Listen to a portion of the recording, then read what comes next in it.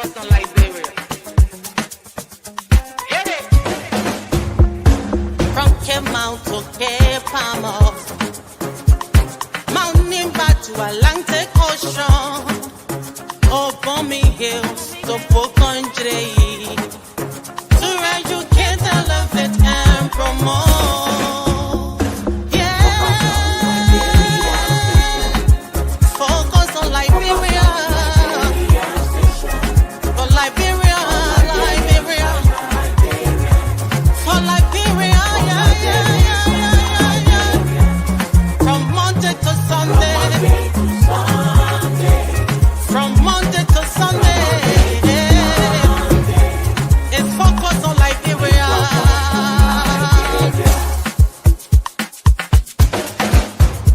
Talk about home affairs, hey, in diaspora,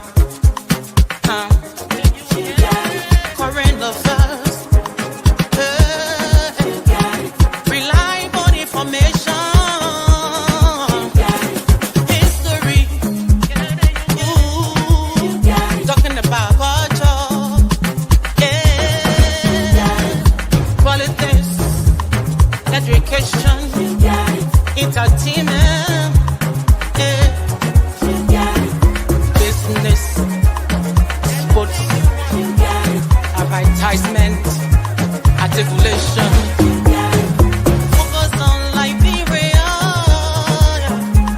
Focus on Liberia. Focus on Liberia. From Monday to Sunday.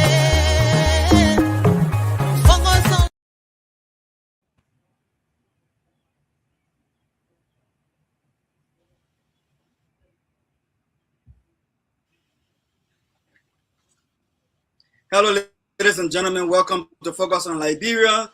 My name is Dr. Clarence R. Pearson. I'm your host tonight, or I should say I'm your anchor, and we have 4 panelists here tonight to bring you this thought-provoking, very informative show tonight on the University of Liberia, from nation builder to a 21st century national university. What do we envision for Liberia with all of the ups and downs? Tonight, I have 3 distinguished guests, not guests, but panelists on here tonight, and I will begin with self-introduction with Dr. Williams. Thank you, Dr. Pearson, and it's great to be on the show to discuss Liberia as always, but more specifically to discuss the university. My name is Dr. George W. Williams, an educator, and I consider myself a lead proponent of what's called the Agenda for Liberia's Transformation. Of course, when we're talking the university and all of our institutions and where our country needs to go, transformation is the way. And so I'm happy to be here. All right, move on to our own brother Leo. Thank you, Dr. Pearson, and greetings to fellow panelists on here. Greetings to the audience on social media, radio land, everywhere you're listening in from. It's good to be here. My name is Leo Likbili Nupolu Johnson. I am the founder and chief empowerment officer of Empowerment Squared. Looking forward to the rest of the show. Thank you. Jimmy. Yes, gentlemen, it's a pleasure to be here with you all. This topic is near to my heart. I'm a vocational educator for many, many years, teaching various young men. We'll call them second chance opportunity for in areas for HVAC, air conditioning, electricity, and whatnot. This topic especially is dear to my heart because even though there may have been some missteps, but what is more important, where do we go from here? So this is key for me. Thank you, Jimmy. So look, ladies and gentlemen, look, all our viewers and listeners out there, welcome begin to focus on Liberia. Tonight, we're discussing the University of Liberia from nation builder to a 21st century national university. What do we envision? But before we get to what do we envision, we have to go at least around the history of the university. We got a couple of things we will be looking at tonight. I'm just going to show us some of the topics we're going to be covering tonight. We will be talking about why the Liberia's founder considered higher education essential to the survival of the republic itself. Did they, in fact, somebody will challenge that question where we'll get the panelists here to have that conversation. Another point we'll be looking at tonight is how much of Liberia's political, administrative, and professional establishment was historically shaped by the UL, the University of Liberia. Well, some will say, well, they didn't do much because our country is still in chaos, but that is a conversation to have. And then we have another question, number 3 tonight. Did the UL simply educate Liberia's political class, or did it become one of the principal incubators of political change? All right. Dr. Tipote will say something different. Bacchus Matthew will say something different. Even a family is one my family will have something else to say. But I mean, it's going to be open for conversation here tonight. And topic number 4, we'll be discussing: has Liberia treated UL as an indispensable national development institution, or simply another government agency competing for annual appropriations? Does the US deserve any money, or no, it should struggle on its own and be left dilapidated? But those are the talking points we have for you tonight. University of Liberia is something that's dear to our heart. I will first start off, Jimmy. I heard you are an alumnus, they would say, of the University of Liberia. So let me begin with you, but start with this one. As you tell us a little bit about yourself and your UL experience, can Liberia build a competitive 21st century state without rebuilding its flagship public university? Jimmy, do you think that's possible? The flat answer is no. Liberia cannot realistically build a competitive 21st century state while allowing University of Liberia, its flagship university, to remain institutionally weak, underfunded, technologically behind, or disconnected from national development priorities. The central issue is larger than. Tell us a little bit about yourself at a UL. your own experience. Don't worry, we're going to the meat of it. Yes. Personally, I entered the UL in 1977, and I too was of the opinion, like so many of my colleagues growing up, that we should seek education abroad. That LU was not the first choice of higher education. But I was incredibly wrong.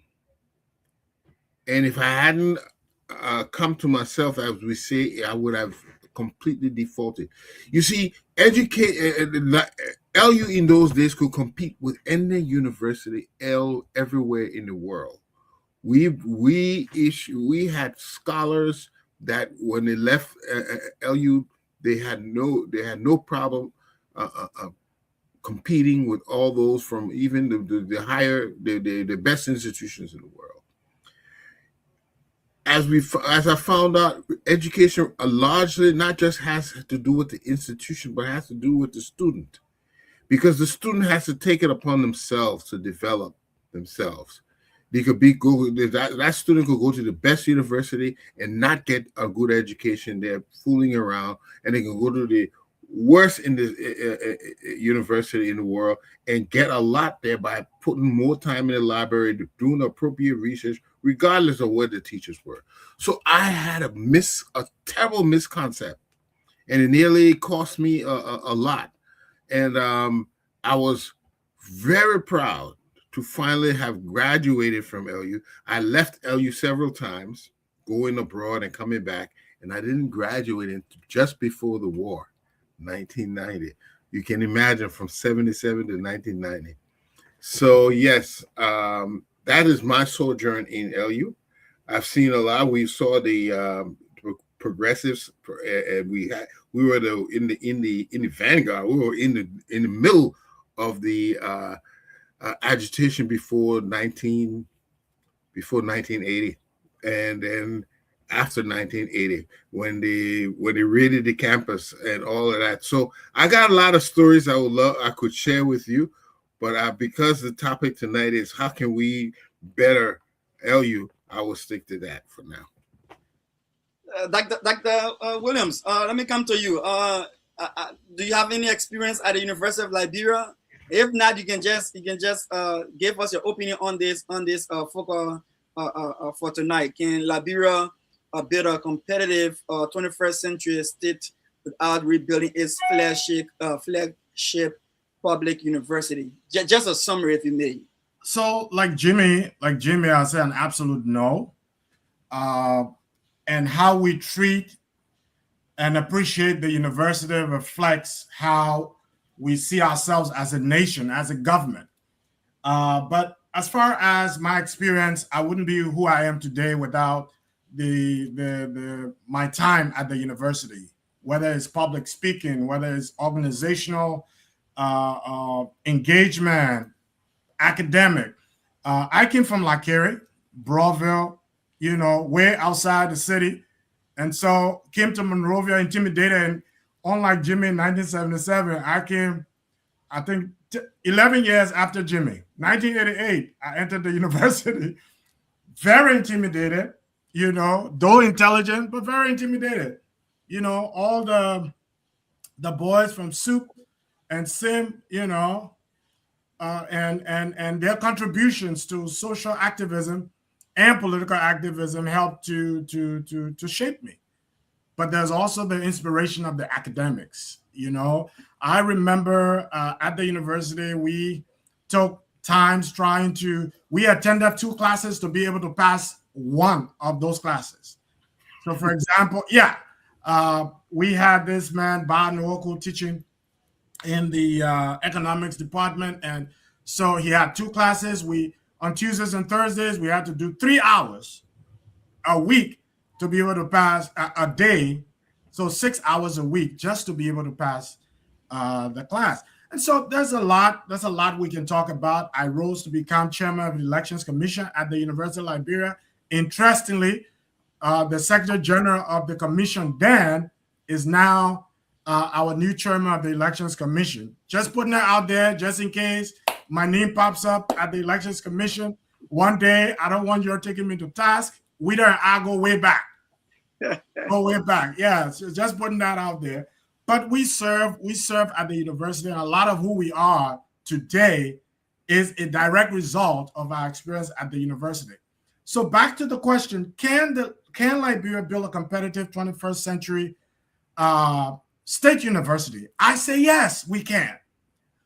But we cannot build a university firsthand with the structures and the policy and practices that we're employing and have employed over 50, 60 years ago. We cannot do that. As a proponent of the agenda for Liberia's transformation, one of the ideas we've tried to put forward is the depoliticization of education in the country. And we can talk more about that as we go.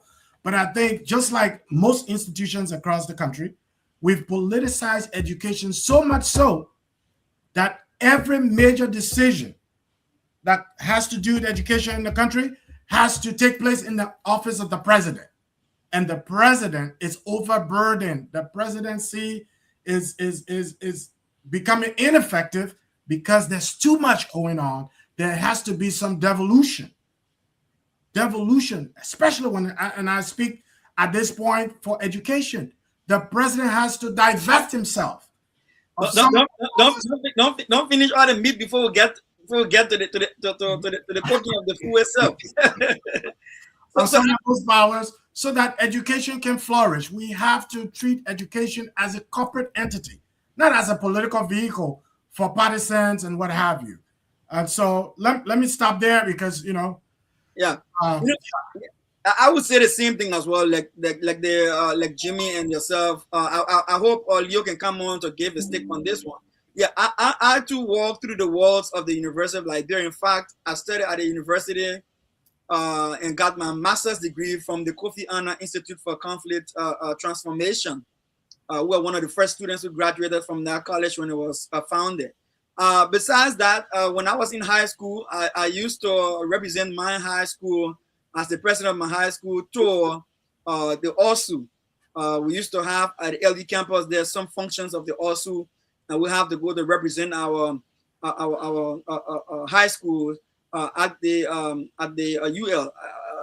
Somebody I don't want to say, oh, but then what was the high school? I attended RC Lawson Institute at the time in Congo Town. All right, so yes, RC Lawson did produce some good students, some very brilliant students. I'm one of those. And not only that, Elijah Showing, one of our former Minister of Foreign Affairs, also is a graduate of the RC Lawson Institute and also the University of Liberia. So with that being said, when Leo came here, gave us his own take on his experience at the UL. And I think this is the reason why the UL has a very special place in our house. I still have my class ring, if I should say. All right. And that go to topic number one. And Jimmy will start off with you. Now, don't hesitate to give us some historical background on LU. Maybe we need to do some of that while we have this conversation. Like, when was LU? I know LU was established in 1862, but Jimmy and you guys, I know you all know the history. Let us bring some as much history we can bring into this, and then at least talk about some history as we dive into the question. But just for our viewers out there, those who are following us, so Liberia got our independence in 1847. We all know that through the help of our brothers and sisters who came from abroad on what they call they were repatriated. They say came back home to Africa. I don't want to call them slaves or free slave. I'll just say they were repatriated from America back home, our African brothers, and they were hospitably received by our native people.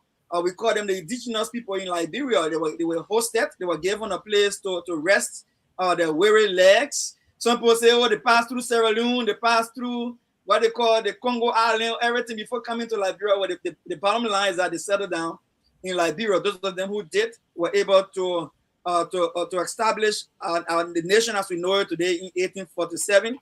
By 1858, the cornerstone for Liberia College was laid on January 25th. Early support came from the New York Colonization Society and the trustees of donations for education in Liberia. They call them the TDEL. By 1862, Moravia College also got its support from Joseph Jenkins Roberts. My brother said, in fact, he was the first president of Liberia, right?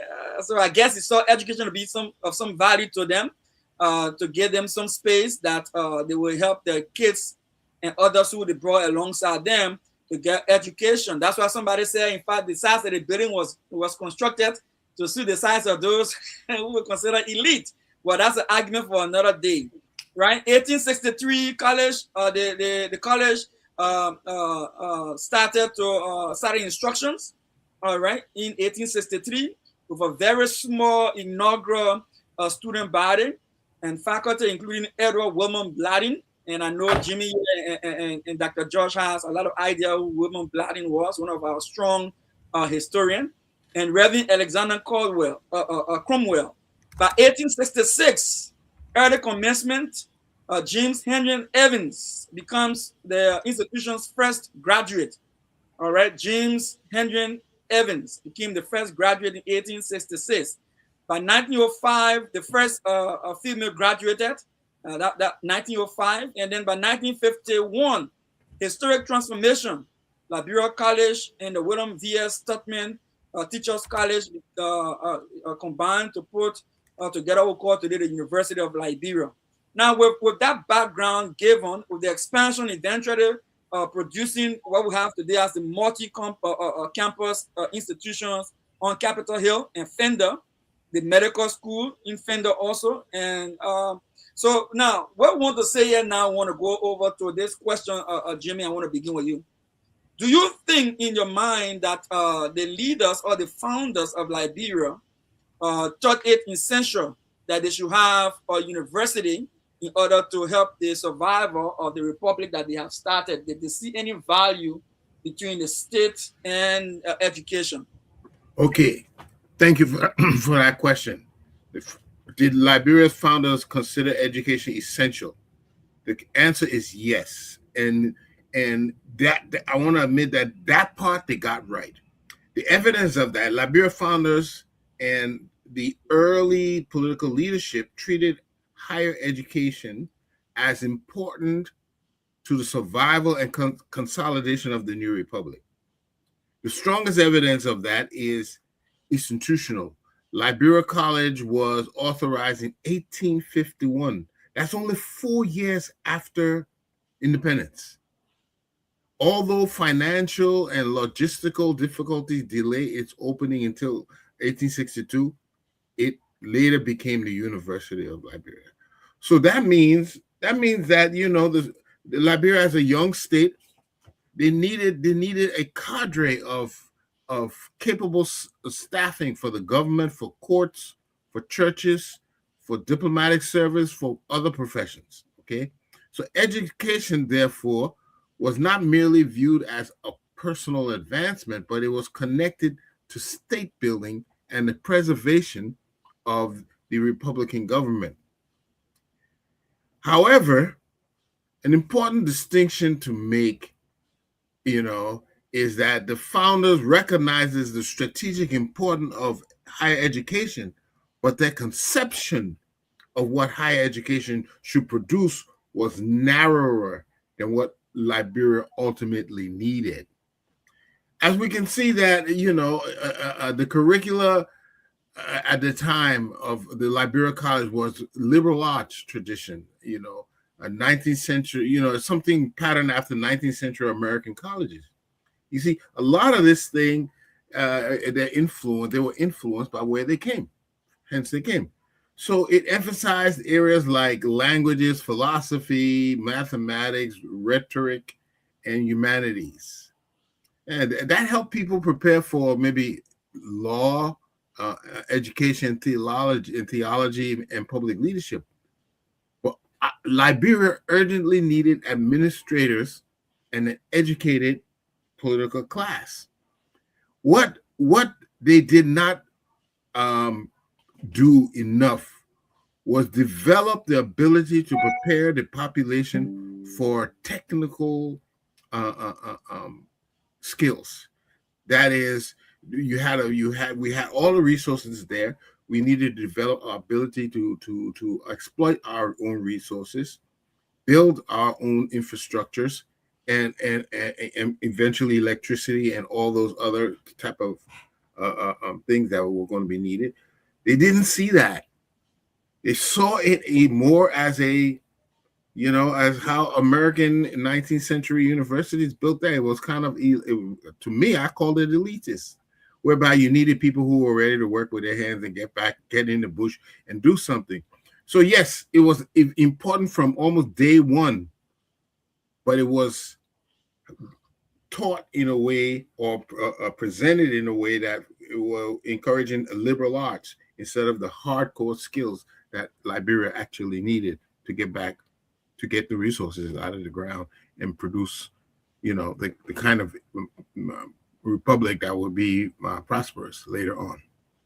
Thank you, Jimmy. Leo, let me bring this to you. So you have the chance to tell us a little bit about. First of all, can you answer this question, this opening big question for us before you can take a stab at this other. Can Liberia build a competitive 21st century state without rebuilding its flagship public university? The answer is we never had, and we never will until we do that. We like to glorify and glamorize whatever people want to call normal days, what University of Liberia was. I think we need to get something fundamental. This was a private school for children of the elite.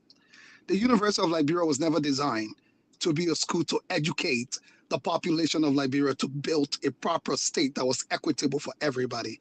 That is the reason why, in fact, the capacity of the UL was as it was. And let's be fair, the children of what we would call indigenous people those days that were taken to live with the elite for whatever the reasons were the ones who actually went to the University of Liberia. You can go to all of them. You can name most of them. So first of all, the premise on which the University of Liberia was built was flawed to begin with. It was not built because our four founding fathers had this grand vision of wanting to build a country that was equitable for everybody. Indigenous, not indigenous, tribal, not tribal, whatever it was. It was designed to consolidate power as they understood it among themselves and to prepare their children for what was to come after them. Fast forward to now, because of that flawed premise is why we are where we are. No one there was not better. Pre-war was horrible. Nobody should make us think that pre-war was better. It was a horrible time. It was good time for a small percent, an elite few. But when you unpack it deeper, it was terrible time for so many of our brothers and sisters who were marginalized. So we're still riding on that same flawed premise today with the University of Liberia. We're trying to, again, work our way backwards to Norman days rather than work our way forward for the next 100 years. Everybody trying to go back to what University of Liberia was. That was not something anybody should be celebrating, in my humble opinion, because it was not supposed to be a private school for the children of elites. So I will answer the question by saying, absolutely not. That is the reason why our only chance for finally building an actual republic for the first time in 180 years is setting up the University of Liberia to be the feeder of the leaders of nation, to also be the platform upon which Liberia sees itself for the next 100 years as a nation state. Okay, Leo, before you transition to the second, the main question, the number one question, why did Liberia's founder consider higher education essential to survival of the republic itself? Now, let me lay this foundation, because there will be some who will argue. I may argue with you and say, listen, in development studies, there something called progressive development trajectory. So you don't just born a baby today and the baby start walking immediately. They have to learn to sit, to crawl, then to walk. So university obviously has criteria for enrollment. So at the time the university was built, were there indigenous people, like you mentioned, who had the prerequisite to enroll into university, or were they still preparing themselves from the beginner level education to then matriculate towards higher education? Second thing is that another person will argue, well, look, people will always give you what they have. They will never be able to give you what they do not have. So whatever that they brought to us did work for them where they came from. They saw what it did to develop the other side of the world that they came from, and now they felt that it was helpful to them in building a new state and what they left behind. This was an essential tool. Do you differ? I differ. Number one, no country in the world has developed by building a university or an education system for a different country and not for their own country, not to answer their own questions. Every country that has succeeded with a robust, whether it's in Asia, we can go from China to anywhere. Countries who have done well with our education system have always designed it to answer their questions, not the other question they dream about from someone else. Number two, that is the reason why that was a problem. They were not building a university to cater to Liberia as it was. They were building a university to cater to their pipe dreams of the United States of America. By the way, they didn't go to schools there. Let's be clear. The conditions under which they were kept, they didn't come to Liberia as some of the top academic elites from the United States. Let's be honest, as much as they may have experienced it because of being there, and some of them may have been able, to go to school, or what, like the Joseph Jenkins Roberts, who were very great businessmen and successful businessmen and others in the United States. No, so we couldn't have been building a nation state called Liberia by building Little America, which was the problem. When majority of the people in Liberia had never gone to America, had no clue what America was, and an American life would not have been in their favor either, because the America you were trying to build was a racist, misogynistic, horrific state at the time, which is what you ran away from. So they learned how to marginalize you and enslaved you. So you copy what they did to do that, and you came to Liberia to try and replicate the same thing. Number two, your second question that you actually asked, what was it again? Sorry, can you bring me? What was the second? Why did Liberia's founders consider higher education essential to the survival of the republic itself? Yeah, I don't think they consider it essential to the survival of the republic. They consider it essential to the survival of their families and their children, and the protection of their control of state resources. And that's why we saw all through for over 133 years. Let's be honest, it was under President Toba that Yakba started making it in. Let's be honest, look at the history of the University of of Liberia. Up until President Totman, it was for a select, maybe 5 to 7% of our population.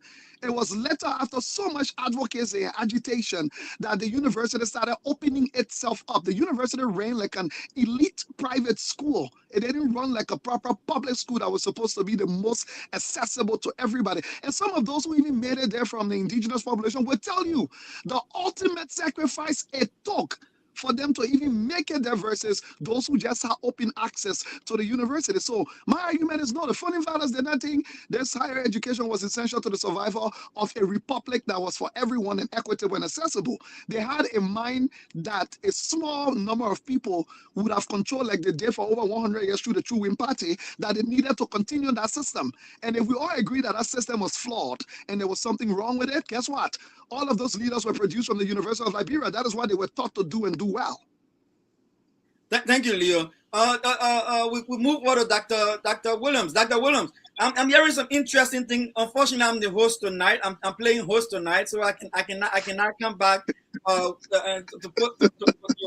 hold Leo strong on these points. But look, what I'm hearing from Leo, and you help me out with why you answer this question. What I'm hearing from Leo is that he felt that the whole concept behind building the University of Liberia was not essentially because they needed it to survive in building a strong republic. It was just to satisfy a selfish intention of an elite. In my mind, for me, I would think the fact that even thought that University of Liberia at the time was for the elite, it means it had a better quality in my head. I also thinking when he says, the guys who ran it or who opened it did not even have the kind of quality education that he would have expected, then I'm worried. Then what was Wilman Blading, who was Joseph Jenkins Roberts, who they say was a pillow between education and the state, running the state, and a sound one at that made Liberia to stand up in a total colonial dominant space and held up Liberia as a sovereign country. Let me hear you answer this question if education does not play a role. So fundamentally, the settlers, when they came in, one pillar of the infrastructure they set up was higher education, and higher education came in, and education generally came in two forms. What I precede my comments firstly by saying, when we discuss history, we have to discuss history being fair to the players and characters of history. We have to discuss history in context. We cannot use our impressions and judgment of today to measure the wisdom of those of the past and the circumstances they had to deal with. Let's go back, and I like to go back first with Jimmy's point, then I'll come to Leo's point. To Jimmy's point, the composition of those who came into the country, when we're looking at and discussing the whole idea of liberal arts and governance, and you talked about technical education as well, I will say this much to you, that those who came early in the founding of the state, yes, there were a group of them who were like the Blightings, who were more concentrated in the liberal arts, but there were also those like Lakeri, who came in, and theology, most of them were reverends. So they set up churches, and those churches transitioned into theological trainings. There was the CWA that started off as a seminary. Yeah, Reverend Lakeri came over. He too established Lakeri in Broadville in by 1908. And of course, those schools combined theological education along with vocational technical training. At the time, for many of us who aren't aware, Liberia was highly an agrarian society. We were producing more coffee and cocoa than our neighbors, Ghana and Ivory Coast, then. But as time went by, things changed. How did this change? That brings me to the point of Leo. Granted, and I agree, that the university wasn't set up, the vision hadn't been hashed in terms of the country they wanted. Here were freed former slaves coming, setting up a country, and focus on ensuring that the state, as they call it then, narrowed down to just the confines of Monrovia and its environs, to include the settlements. That segment, today we call it Monrovia, basically, to include the Carisburg and all those places, Arlington, Broadville, that segment of the country thrived. And for them, thriving meant there was stability, schools were going on, the operations of governance was set up. There was no vision like we have today, and compelled by the growing expansion of governance structures and vision. By then it was very narrow. The current state of the university, in terms of the size that was constructed, was aligned closely to the population. Liberia's population was pretty small. I grew up in a Liberia where our population was not more than 2 million people. Monrovia wasn't as populated as it is today. And so the explosion, population explosion we're experiencing today and at the university, they didn't have it then. They did not have it then. So they could not build a world-class university in the 1800s that will cater to 2 million people, where you have overflowing classrooms no, that couldn't happen then. The vision was, and that is why states have always evolved. And as it evolved, what I will agree with is that as the state has evolved, we haven't kept up reviewing and reforming our institutions. And so we're left behind. Again, just July 26th, I did a July 26th reflection. And my point was simple. We cannot build a state in the 21st century driving a defective governance vehicle as we're doing. We have not reformed our state infrastructure, our governance infrastructure. In decades since the war, not much has changed in terms of how we run our state. And so it is reflected in how our institutions are run, especially the entire education sector, the health sector. Every sector of our society is affected by the defectiveness of our governance structure. And so the UL, as we see it today, is in no way responsive to the needs of the country, because we've not sat back and inquired from ourselves, what kind of university do we want? What structures are essential to ensuring that we engender the quality of education we need for our country? We haven't sat back. We keep doing this. We've continued to do the things we've done for centuries. Well, at least for decades. Let me go back and correct that. For decades, we've not sat back to reform. And so reform is essential. I am not going to judge the people and the leadership of 1950s. And when it comes to leadership, also in education, especially, and maybe at all levels of government, at all levels, Joseph Jenkins Roberts was one of the first leaders of the colony. Once he transitioned from the presidency, leaders at the time felt he was qualified to lead the university. And so he became the first president. Our Constitution does not suggest a criteria, academic criteria for people to become legislators. The assumption is that experience over time grants you, and your relationship with your population grants you that. Same thing, experience in leadership can pivot you at any level of government, And so even at now we're requiring more for our leaders at the university. But back then, it wasn't the case. And so and not many of them came with doctoral degrees, but not many of them came empty as well. They were sound leaders, great experience, who came along and set up those institutions.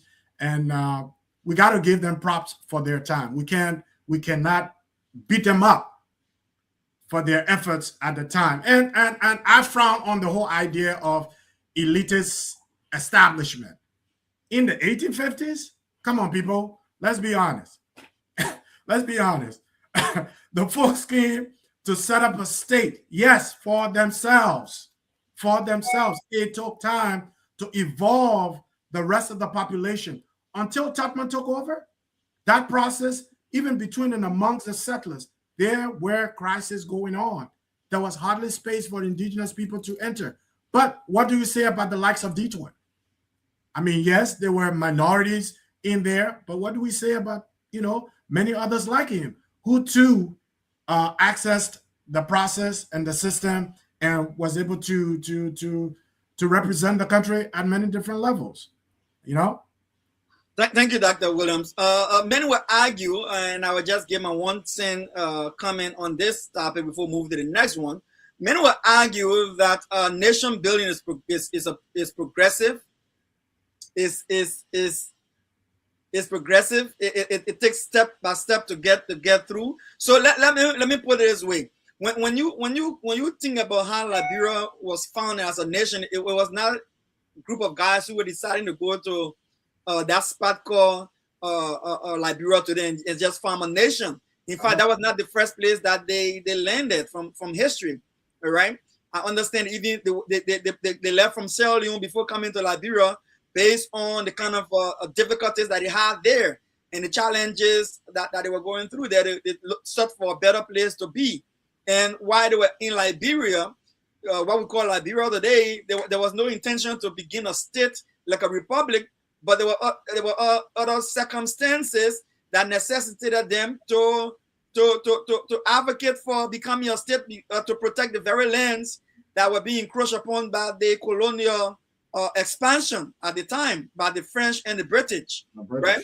So there were things that necessitated those. And when it comes to education, it is also understood that they're coming to Africa.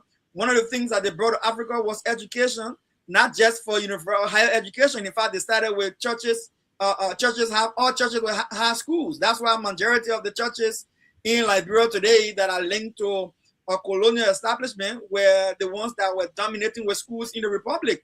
And then the same with hospital, which is healthcare, right? The Catholic, the Episcopal, the Methodist, the Lutheran, all of them came with schools and clinics and hospitals. So moving on to university level, what I would say to this is that I agree 100% that they had more interest in their own education for their kids. I agree with that, but I also understand that Liberian men say through coffee, drink water.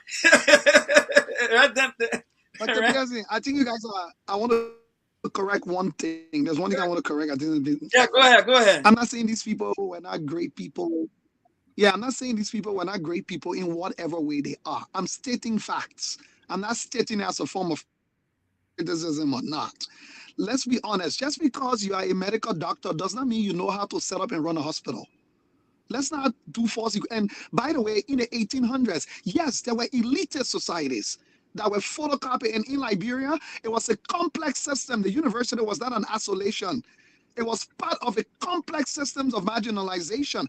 You take it back to 1600, you bring it to this, slavery was wrong. It doesn't matter which era you put it in. So I'm not sitting here saying we are whiter and righteous than those people. What I'm saying is these are the facts. They realized in their minds the only way they could have succeeded was the same system they learned from the US on the plantation of marginalize the least so that a small class can get ahead. That's what they grew up in. That's what they learned. So I'm not saying that, let's criticize them. They were demonic. We are better. I'm saying these are the facts, and that was elitist. The United States itself, slavery as a system that they developed. That's what I think about. And to a large extent, some of this were replicated in Liberia as a complex system from governance to education as to who was seen as fit to go to access education and who wasn't. You talk about Detroit and others. These were later, and that was after tremendous fight. An effort for those people to have gotten a chance. And some of them had to change their last names for them to get a chance at the University of Liberia. So I'm not talking about later. So I'm not here to say they are demonic or this is good or this is bad. I'm stating the facts as they are. Whatever the intentions were, I wasn't there to sit here and say they were just diabolically wicked and bad. That's not what I'm saying. I'm just saying these were the facts as they were. Leo, two facts. Yes, sir. No, can I just two things- We got three more topics. So hey, you can Yeah. respond, you can respond in your response. That way you can respond your response to number 2, right? Yeah, So, but allow me to I'm coming to you, Eastman, Mr. Eastman, Yeah. coming to you, but respond in your response. Okay. All Right? So we understand that in as much as this is debatable, which is the foundation of University of Liberia within the country, the new republic, there can be a whole lot of debate that can go around that with colonialism, with slavery, all that kind of thing. Well, but we're sticking to the fact of the essence of education in the University of Liberia. So let me go. Then you can spin your response to this one. Ismail, coming to you now. Look, how much of Liberia's political, administrative, and professional establishments, I should say, was historically shaped by you. Now, don't forget here now, we're talking about a nation that was once considered one of the most respectable nations on the continent because of its human capital that we had at the time. When we had leaders going out to the United Nations, we had leaders going out to within the African sub-region, we had leaders attending any major meetings on the outside. Say all you want to say about colonialism and slavery and the black slave that came to Liberia. Their representation was far more sophisticated than we see today. So looking at nation building in the University of Liberia, did the University of Liberia add any value to our leadership within our country when it first got established? Eastman. Yeah. Let me share something with you. Over the weekend, I was chance to go to the Liberia DC community dinner, and we had Dr. Patrick Burrows speaking at the, and he told me when those guys were bold enough in 1847 to announce their Declaration of Independence, there were fewer than 2,000 people. And I looked up some documents here to tell you the kind of people at the time were in LU. From 1862 to 1863, 7 college students. I'm bringing this to the reality of this because a lot of people think this elitist. You think people were still wearing barefoot until the 50s. There was not a big economic difference. Yeah. People think that they're looking at the later 70s and thinking the economic difference. But in the 50s, our parents were still wearing barefoot to go to school. There was not a huge economic difference. Who's parents? Huh? I'm telling you the majority of the people. There were few, but you can put a count on one hand. But the majority of the people, settler, indigenous, were still wearing barefoot. The economic difference was not that much as being portrayed. You're looking at the latter 70s. From 1866 to 1902, 10 college degrees were awarded. From 1900 to 1940, historical records exist in archives, and it says here only about 70 people were enrolled in 19. I'm reading something. I'm not going by how I feel. This is not my emotion because I hear a lot of that, but they don't. The true picture. The economic difference between people were not that much until we started seeing those later in the 70s and whatnot. Good point, everybody was poor. Good point, Jimmy. So pivot to question number 2, Jimmy. Good point. Pivot to question number 2. How much? So how did the university impact leadership in the country in those early days? Did we have quality leaders compared to now? If you remember, I would just give Tubman for an example. If you remember President V.S. Tubman, that man did not have a university education. No, he did not, and he was the president for years. He did not have a university education. So yes, there were some that had it, but a large amount of our people went to what we call a apprenticeship. Exactly. That's how they got their education. I was narrated to when you had an 8th grade education back then, you were considered highly educated. That's true. I don't know why people have this impression that these people were so high up. They were not high up. An 8th grade education was a bookman those days. A bookman.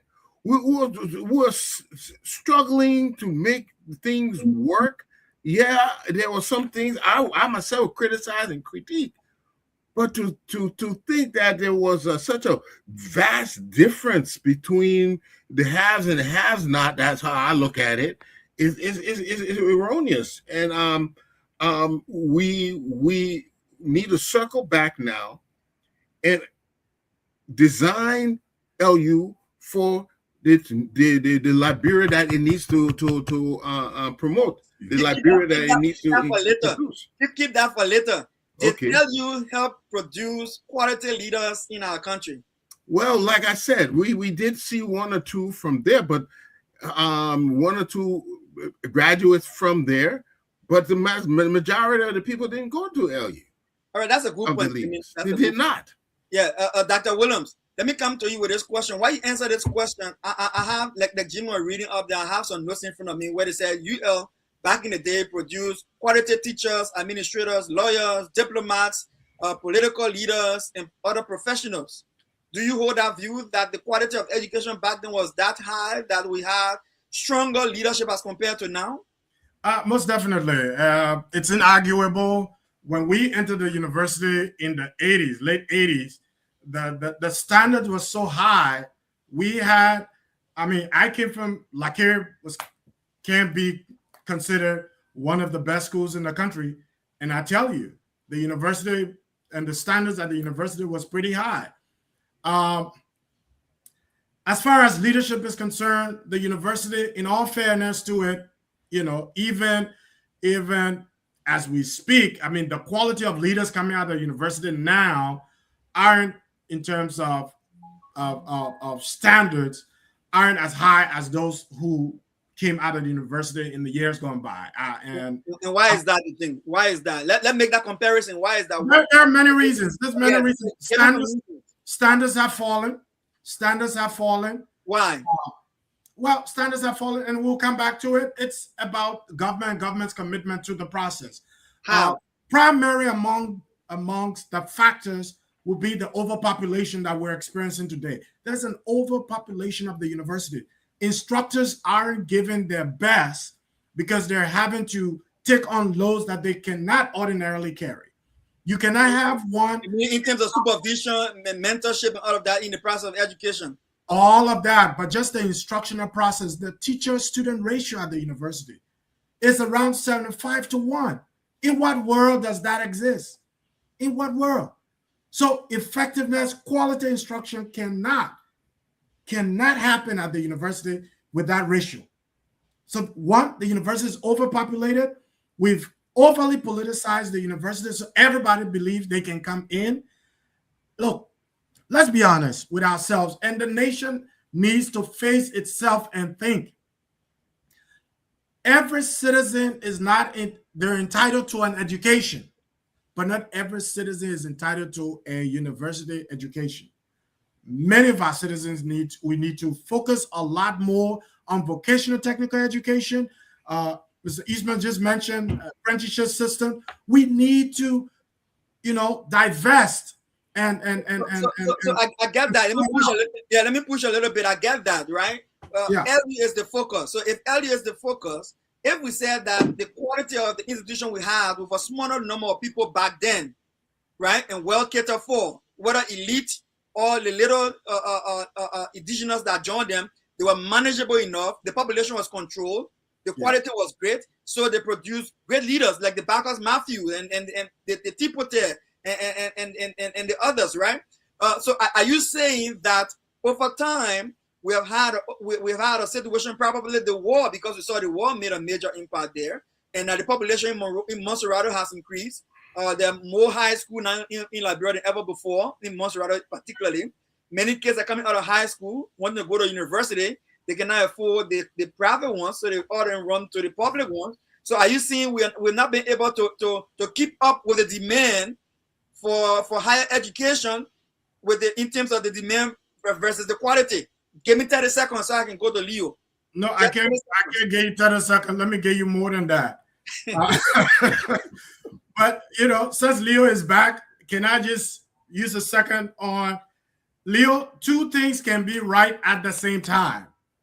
The founders came in, yes, they brought in their experience from the plantations and what have you from the Americas, and they brought it to Liberia, and they implemented some of those experiences on our people, including the size of the institutions they created, the philosophies they invested in structuring those institutions. But also the bulk of our population had to be, supported to getting them up to speed. So reading, writing, and all of those good stuff had to come with time. And Dr. Pearson continued to talk about progression. It had to come with time. And so we cannot hold those initial efforts ransom to where we are today. No, we should be holding ourselves more responsible for the degradation that we're experiencing today, because we have failed. Our leadership have failed to align the progress, global progress, with the resources of the state to moving the university forward. And I'm sure in one of the topics we're going to be discussing, the focus is going to be on the current period. Right. But in terms of the shaping political, administrative, and professional establishment in the country, the university has been pivotal. I'll be honest with you, the university has been pivotal over time. We suffered, the country suffered as a result of the war, and we haven't recovered as yet. Thank you, Dr. Williams. I wish I had Leo here. The internet wasn't giving hard time, but I want to bring it to the apolitical analyst, Jimmy here. Jimmy. Yeah. So what I'm hearing here is the people in technology can say garbage in, garbage out. When we have quality input at the UL, we have quality leaders coming out. I mean, very respectable leadership around the world, at the United Nations, AU. I mean, everywhere we went, we're highly respected. The war came, a lot of things got damaged. LU now, like the Williams say, overpopulated, and standards are low. So do you consider that the garbage in after the war now give us the garbage out we have today? I do believe, when you have overcrowding, when you have to, when you're overwhelmed, sometimes it can cause your quality to go down. And I think that's what really, when I was in LU, all those guys who were doing agriculture were on scholarships. Not only were they on scholarships, they were given stipends. All of them were given stipends. They can't afford to do that today. Every one of those guys, they were bused to school, bused to and fro and everything. But what if I had one critique about the Liberia, even though the early leaders understood that we needed educated people, but we didn't start developing and producing engineers, scientists, and agriculturalists way until later on. Cornell University came in 1960. They did a research program on the university there, and they found out that there's no research program. Let's be honest with it. There was no research program. Jimmy will get to that when it comes to the aspect of how we can make it better. But Leo, let me come to you on the second point here. Now, we're talking about the university producing leaders. There's this mindset that the early UL we had before the war had a fewer number of people like you yourself argue was just for its few elite group. So the quality that came out of there would produce better leaders. Now, after the war, we see an overcrowding, neglected UL. And now we see the kind of leaders that we have today. Evident of the kind of results we're getting from government and governance. What is your take on that? I think, first of all, the University of Liberia is supposed to be shut down and turned into a technical college, period. It does not have the pedigree today to have a university status, period. There's no university in the world that I know people can poo-poo in plastic bag and throw it down Jalatan. There's no university that I know where it rains, You can't have classes. And by the way, Ben, that since I was 9 years old, every year they say they're improving on it, cannot improve. There's no university I know where the professors, there is no published research for any professor. There's no university that I know about in the world. I'm not talking about in the West, even in Africa. So let me say it to you today. Absolutely. And by the way, nobody is saying UL was not a good school before the war. That is not my argument.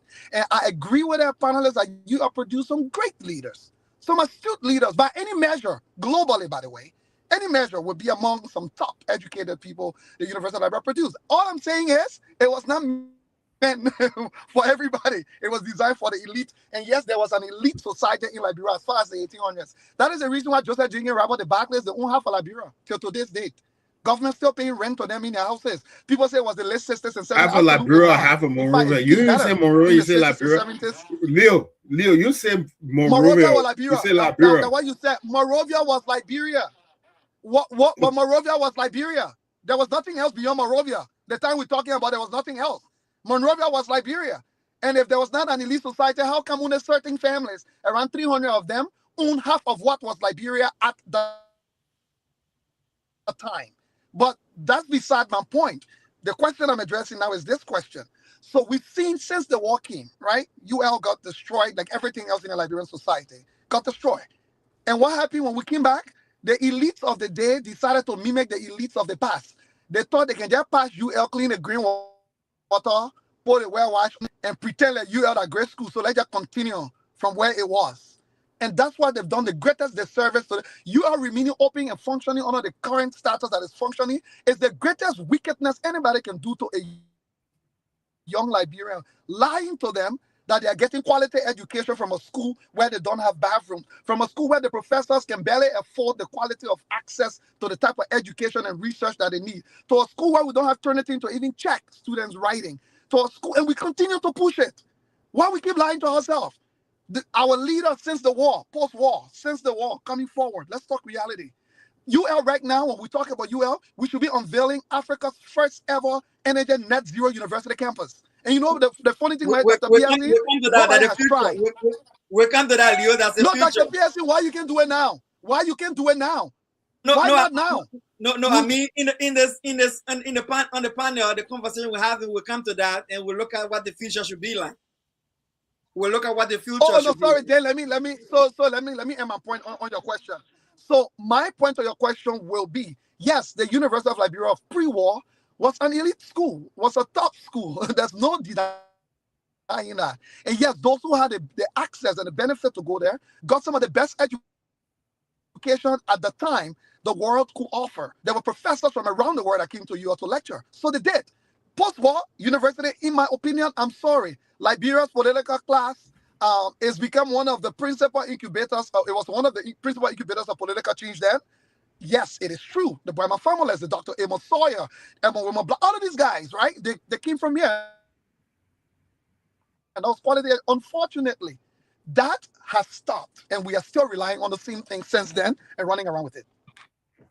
But let's, Dr. Pearson, Pearson, you got just give us, and I'm sorry he's gone, but there are way too many contradictions in Leo's explanation. By his logic, I'm not gone. I'm listening to you just because I'm. Thank you.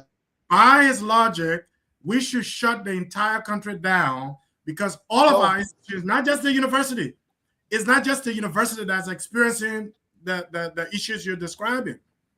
Every sector of government is experiencing. So by your logic, we should shut the country down.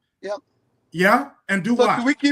By your logic, should we keep running and lying to people that we're offering them quality education? By your logic, should we do that? We're entitled to our opinions about what's subsistent, but the likes of us who are beneficiaries of the system. No, you ask your question. And I'm answering you. The likes of us who are beneficiaries of the post-election process. I graduated from the university in 98 to be exact. All right? And I consider myself a proud product.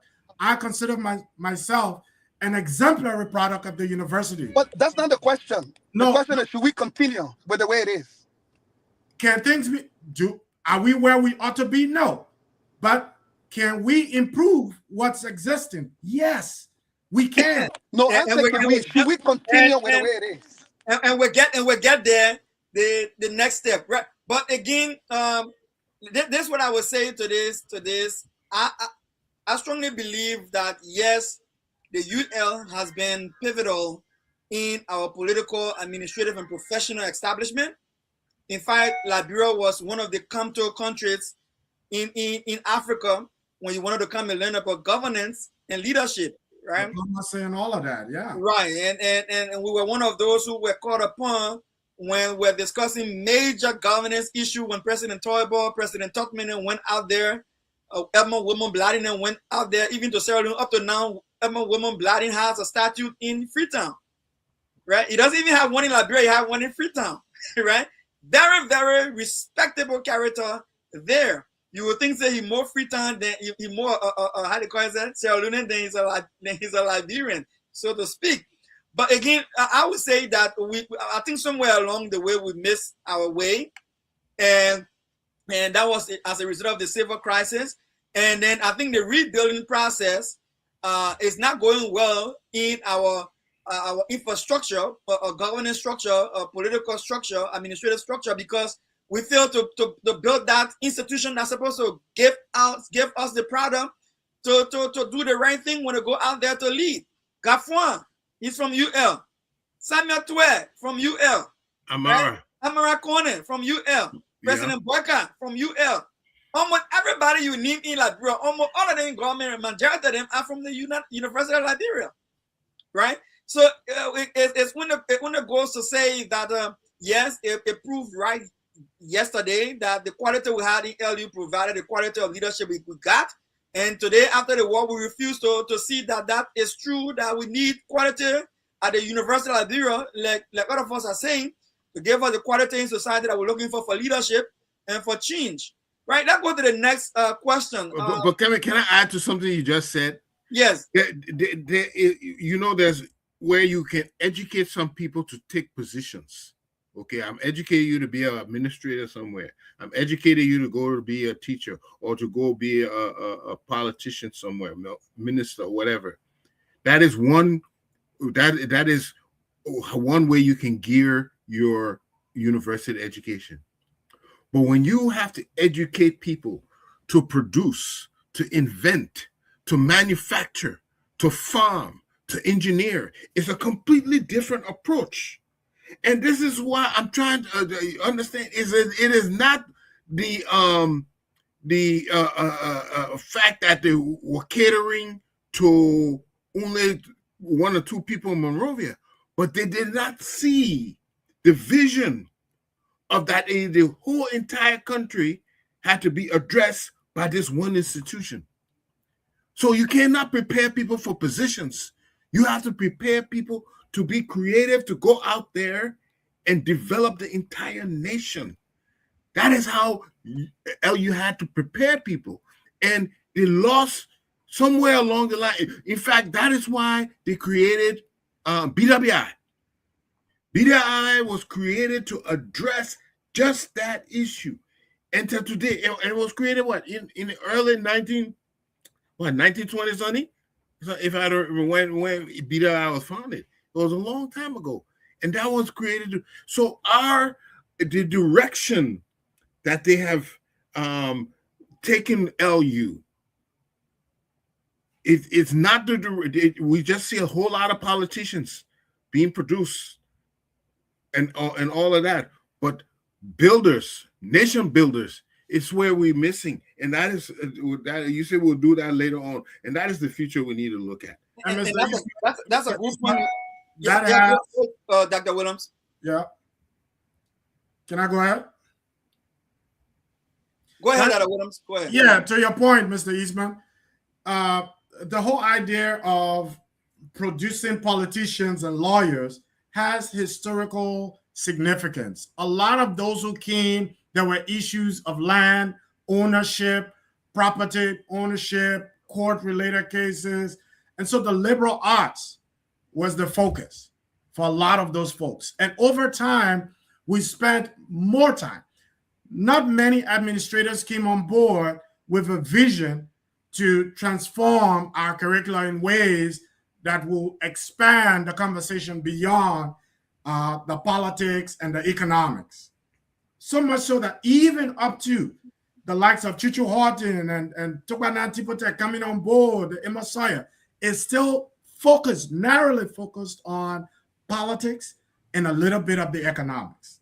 Not much was done until Tauber came through, and started to invest in health and agriculture. And education, But when the coup, the assassination took place, and then the war subsequently, most of those things broke down. Yes, Dole tried to maintain and sustain it, but once the war took place, we've never really gone back to re-examining the role of university in nation building. We haven't done that. Yeah. And it's imperative that we do. All right. I mean, yeah. So let get a few things straight. I think we need to look at history more carefully because, like Mr. Eastman said, even when like you mentioned earlier, Dr. Williams, the UL was more focused on the liberal arts, on section, governance, and other issues.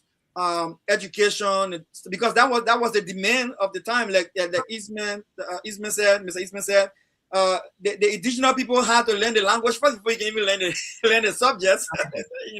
English was not the first language, right? So they had to learn the language first before they even start learning the subjects. Before you talk about going to universities, and not only that, but again, Mr. Eastman made a very good point. Like a BWI was established in 1920 something.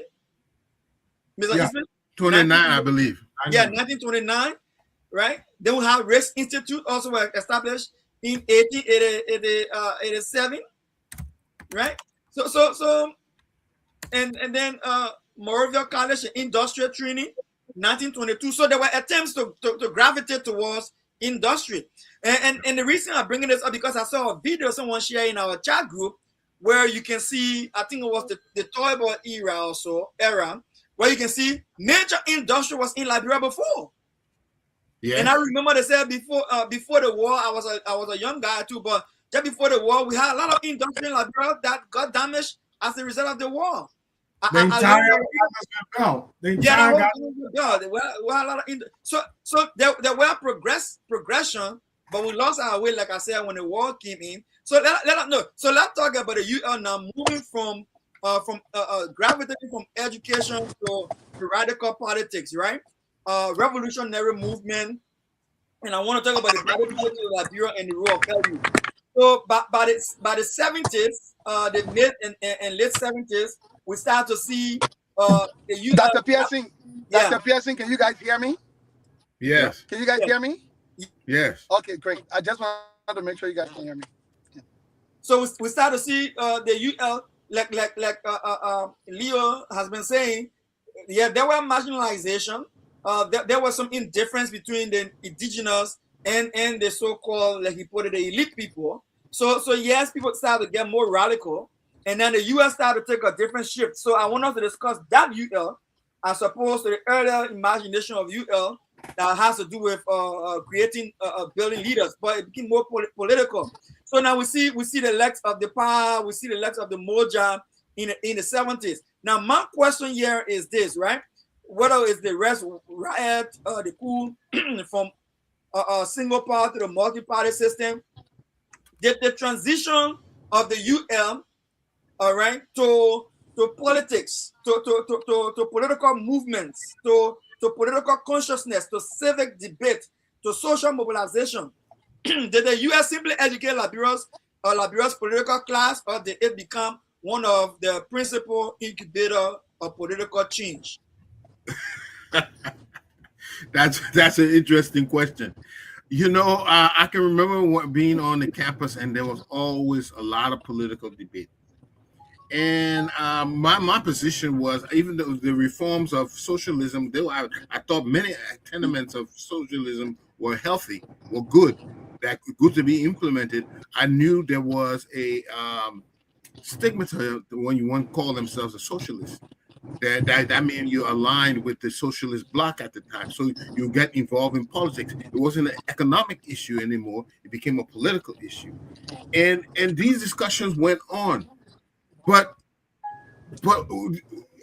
your question, did we miss the boat? Because what Liberia needed were all that political dissension and awakening. What about the agriculture? What about the infrastructure development in the country? All that thing that really need to be addressed was not as important those days. We started getting into it late, and even though it was introduced in 1929, the focus has always been, and maybe Leo and Dr. Williams can answer, the focus has always been the politics, not the nitty-gritty of actually building the country itself. And I think we're not sincere if we're going to what we see today going on. So some people riding big $500,000 cars, $200,000 car, and then there's no road. This is what that leads to. You have to develop the country, the infrastructure, and not just focus on the politics where one person is riding a $100,000 car and there's no road to ride on. I think that is where we missed the boat somewhere along there, and nobody's talking about it. And I think that's we'll deceive ourselves if we don't really talk about that. Yeah. But Jimmy, you did not touch the main topic. What was the transition from academics to politics and political consciousness and movement? Was it necessary at the time? I think political, it is necessary. Your political, social, man is a political, social being. You cannot divorce him from that. But to put emphasis on that and rather his ability to feed himself, his ability to progress and improve his environment. If you put more emphasis on that, then you miss the boat. You will be dependent. You see, when you declare independence, it's not just political independence you should be looking at.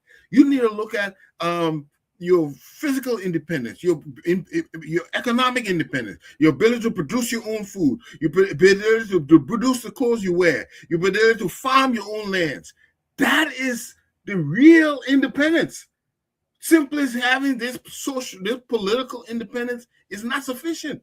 All right, thank you, Mr. Eastman. Dr. Williams, some would argue that at the time we're talking about, our parents did not worry about food, they did not worry about car road, they did not worry about sleeping place, they did not worry about nothing, because for them, life was not as difficult as it is today, despite all of the so-called advancement we've made. People were comfortable to some extent. So then what gave rise to the political movement? Was it just a few country boys, I'll put it that way, country boys trying to get part of the elite cake? So Liberia had evolved over time. We had evolved over time. You had the likes of the Backers, Matthews, Emma Sawyers, and all of these young men from indigenous backgrounds who had transitioned to the U.S., traveled through the university, went on to the U.S. and other places, gained some new ideologies, came back home, and saw that their society wasn't as equitable as other societies were, and needed and felt there was absolute need for change. Now, Neil Postman wrote a book called The Teaching as a subversive activity. And so when many of these young intellectuals, indigenous intellectuals, will come back and jump into the classroom, they merely didn't go into the classroom with an academic focus. They combine academic focus with activism and challenge. And that's what the university is supposed to do. The university is supposed to transform citizens into active participants in their nation building process. All right. And whether that unfolds as activism, unfolds as inventors, unfolds as innovators, that's what it should be. And so by the 70s, we saw a dynamism in the classrooms of the University of Liberia, whereas many young people, many cadres will gravitate towards these young intellectuals, the Sawyers, the Tipotes, and others like them into activism. But I'll say again that two things can be right at the same time. That one, the university did educate and change leaders, but it also bred, as a result of the change that was taking place, it bred a lot of individuals whose principal focus was on transforming the country. The efforts was not just on leadership at the university, whether academic or not, but also transforming the social strata of the country, ensuring that it was more equitable. And so the university over time and even now ought to remain an institution that does both of those. Leo, you might want to mute. Yeah, I want Leo. to jump in.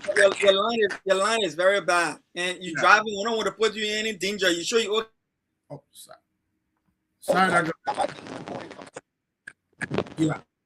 And so yes, Leo, I say you are driving. Yeah, okay, thank you. So yeah, I got your point. So let me put it this way. The fact that I would have loved to have Leo at this point, because Leo is the one who argued initially that there were a lot of injustices in the society, a lot of inequities. So he would have been the best person to comment on whether the UL transitioning into political consciousness and a social movement for change, whether it was necessary or not, and what did that change produce. But since he's not here, Jimmy, did that political shift in the UL produce the result that they wanted, or did they get? They would just get the bad end of the deal?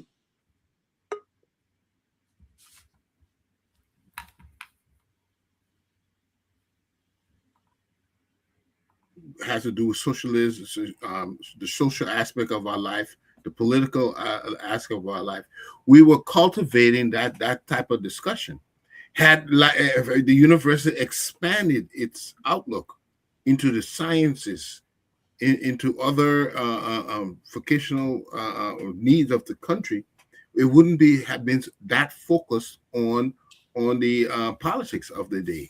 Jimmy, let me just push back. Let me push back a little bit. At the time we're talking about in the 70s, we had KRTTR, we had RICS, we had BWR. So there were other. So why are you seeing a background master didn't have carpentry in LU? They didn't want to go into politics. The people that didn't have engineering. It seemed that politics took center stage in the aspirations of our youth in those days. The political awareness, the political awakening, this was center stage. Of all our development we're looking at, we're not looking at the expansion of the free zone and the fact that we had 20, 30 industries newly created in the country. That was not an interesting part. The interesting part that our agriculture, we had started producing sugar, and we had started getting into cocoa and all. That was not the interest. The only interesting part was the politics of the day, and politics does not build nations, but for somehow I'm believing that we incubated this sort of thing by allowing ourselves to cater more to the classical, the liberal arts, than to the nitty-gritty of study that we really need to improve our environment. So, and that's why I told you when I started the show, I'm a keen advocate of vocational training. I think that's what we need more, and every one of our schools should be focused on that, starting from elementary school. Okay, thank you, Jimmy. Just so you know, I disagree that if we had civil engineering, if we had what you call it, any maybe medical school, whatever are the case in LU at the time. Tipo then. I like what you see what Joe All Moyo. that we're still going to get into that politics. I don't think it was going to change anything. I think the mindset was political rather than technical training. All right. Okay. So that makes some progress here. Leo, if you can pause for a little bit and be safe, I want to bring you on this subject.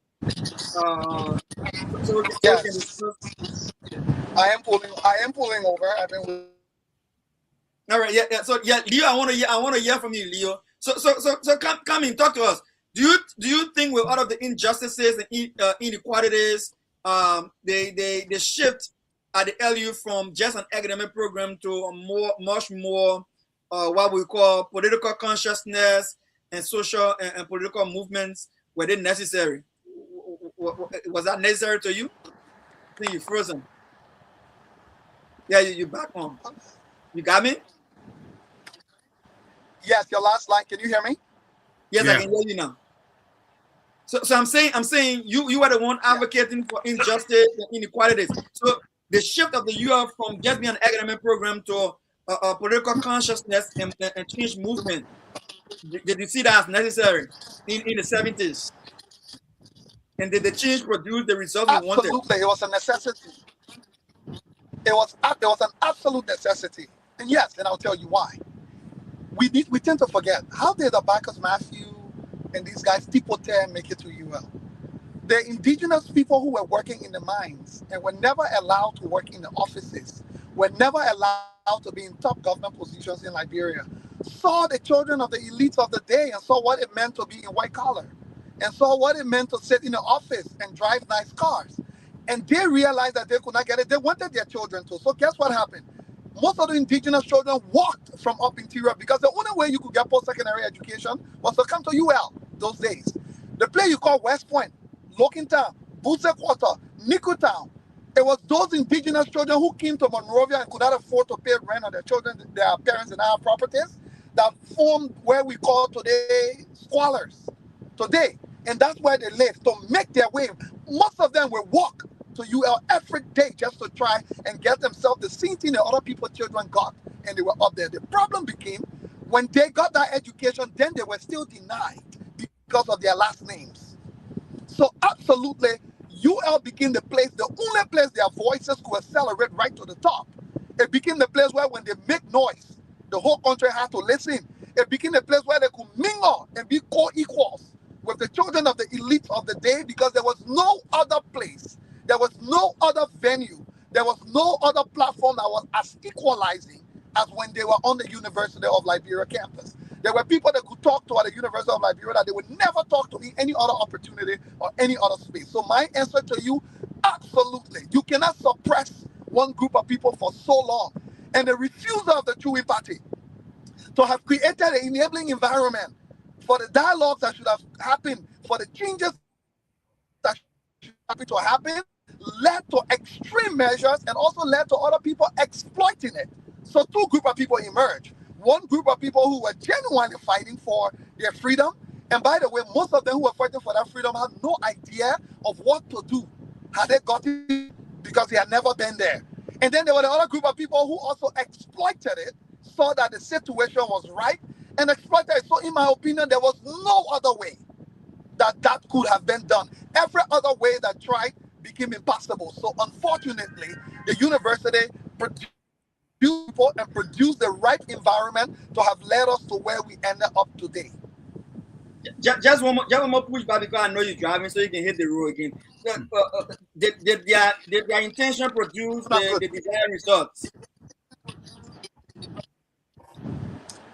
Did that change at the what their intentions were? No, it did not. No, what they professed up to now has eluded themselves and everybody. And that's what I said. They themselves had no idea. Let me ask you, Dr. Pearson, you that here. When they say you're hungry, the doctor tests you and says, my man, you are 3 hours away from dying if you don't eat food. You will die in 3 hours. What is your desired result? Isn't it that you don't die?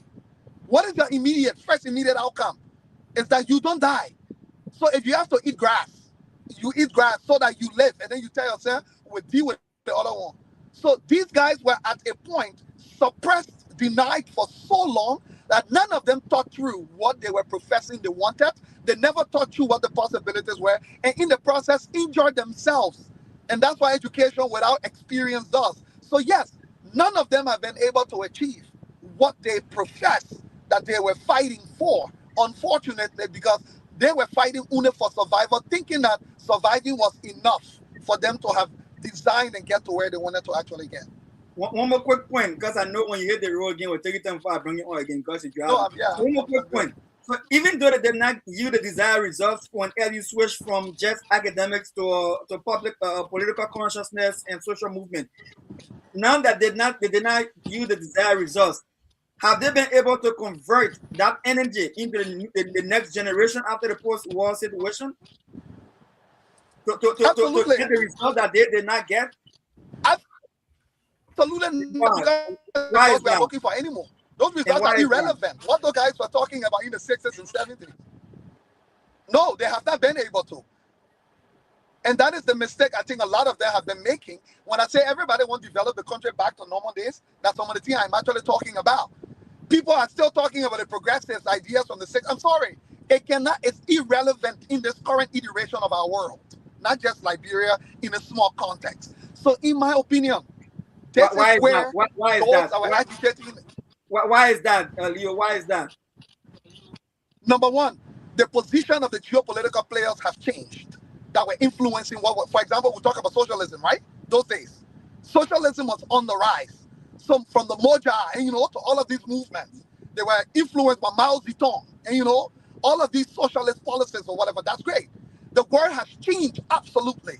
You can no longer advocate for the type of things you hope would have happened in today's iteration of the geopolitical governance of where we live, number one. Number two, Liberia's position has also changed.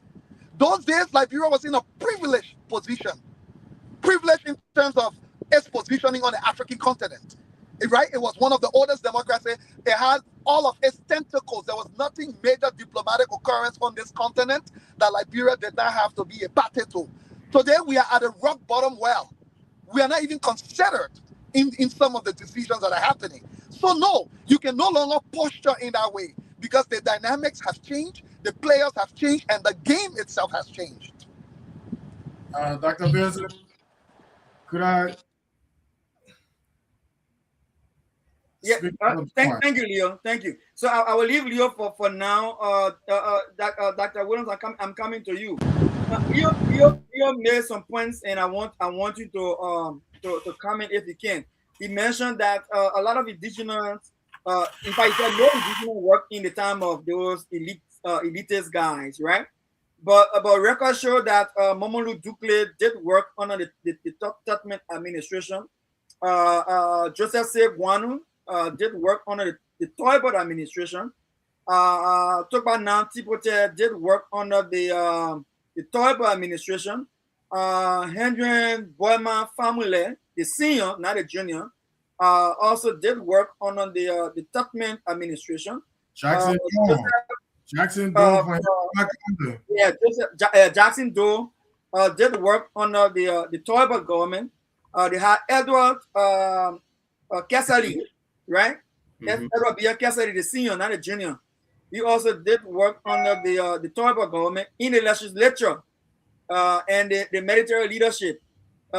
We had Chief Joto, right? General Heron Kobwe. Johnson.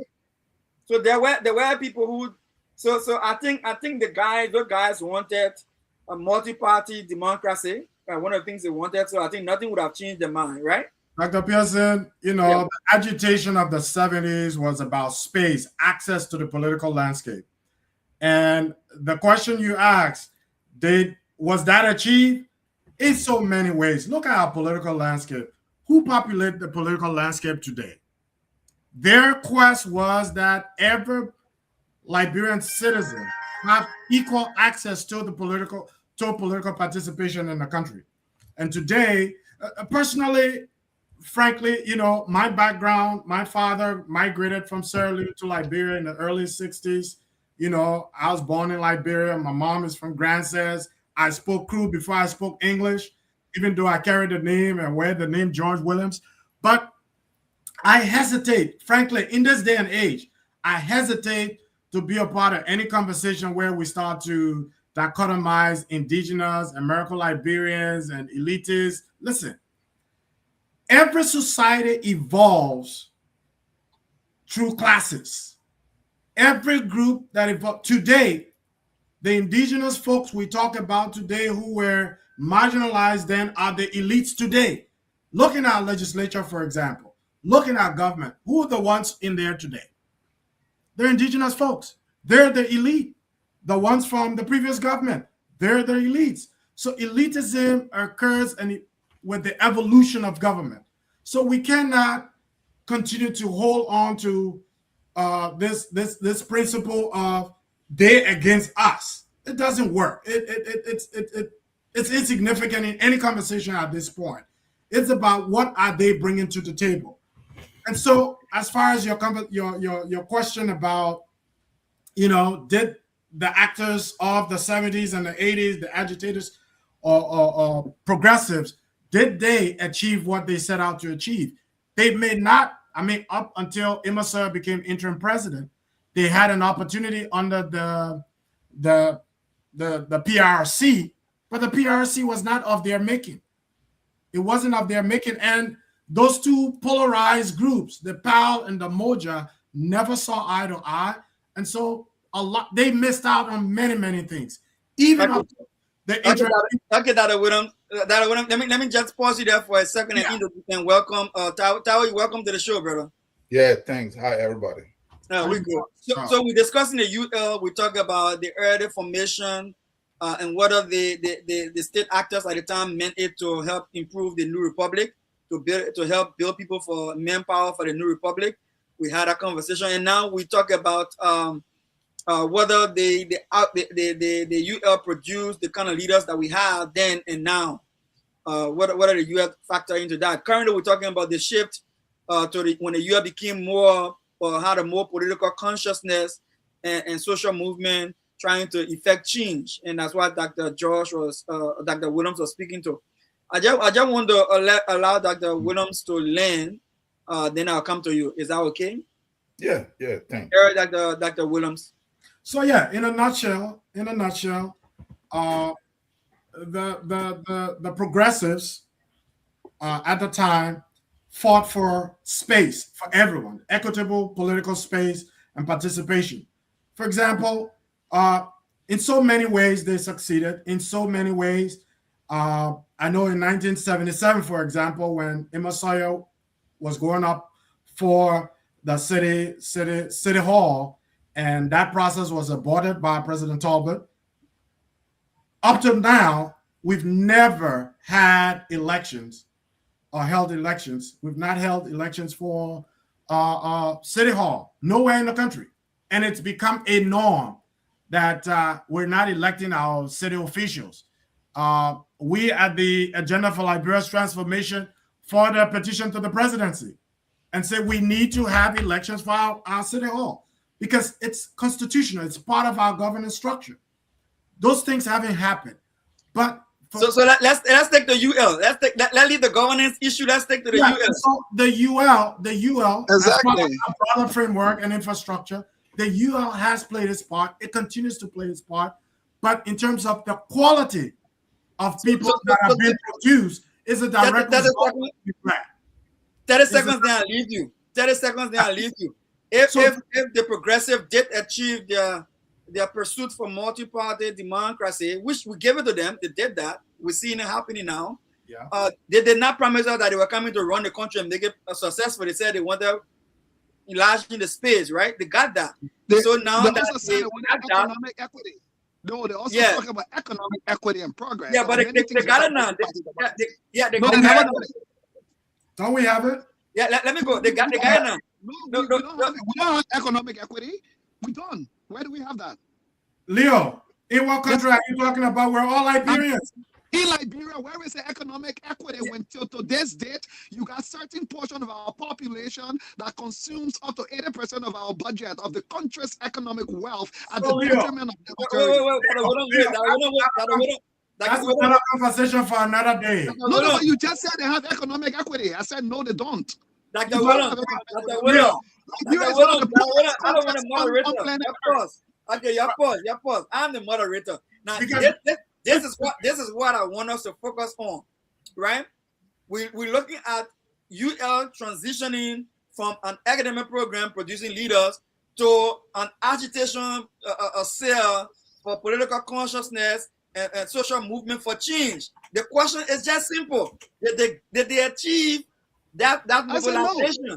They did. Yeah, They if you No. say no, and By their own confession, they said no, they did not achieve it, and you said they achieved it. did. Leo, yeah, but gentlemen, you're with. You don't have to agree with each other. You can just state your point. The audience will decide which side to flow with. You can't convince each other on this show right now. No.